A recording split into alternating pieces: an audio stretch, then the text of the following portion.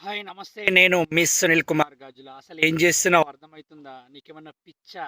ఏదో ఒక్క క్షణం, ఒక్క నిమిషం నీకు మంచి జరగలేదని గంట మొత్తం ఆలోచిస్తూ, బాధపడుతూ కూర్చున్నావా? ఒక రోజులో ఒక గంట నీకేదో ఇబ్బంది జరిగిందని, ఆ రోజు మొత్తాన్ని ఆలోచిస్తూ, బాధపడుతూ కూర్చున్నావా? నీ జీవితం మొత్తంలో ఏదో ఒక రోజు చాలా ఇబ్బందులొచ్చాయని జీవితాంతం బాధపడుతూ కూర్చోలేము కదా! ఎందుకు మరి అంతా దాని గురించే ఆలోచిస్తూ ఉన్నావు?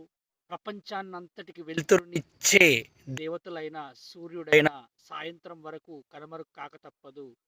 చీకటిని ఏలే రాక్షసులైనా సరే మళ్ళీ పొద్దున వచ్చేసరికి ఎళ్ళిపోతూ ఉంటారు. అరే! ప్రపంచంలో ప్రతి ఒక్కటి మారుతూ ఉంది గదా! నీ పరిస్థితులు మారవా? ఆలోచించే ప్రయత్నం చెయ్యి. జరిగిపోయిన దాని గురించి బాధపడుతూ ఒకడే కూర్చుంటే నీ జీవితం అక్కడే ఆగిపోతూ ఉంటుంది. ముందుకు ఎలా వెళ్ళాలి? కొత్తగా ఎలా ఆలోచించాలి అని ఆలోచించు మిత్రమా.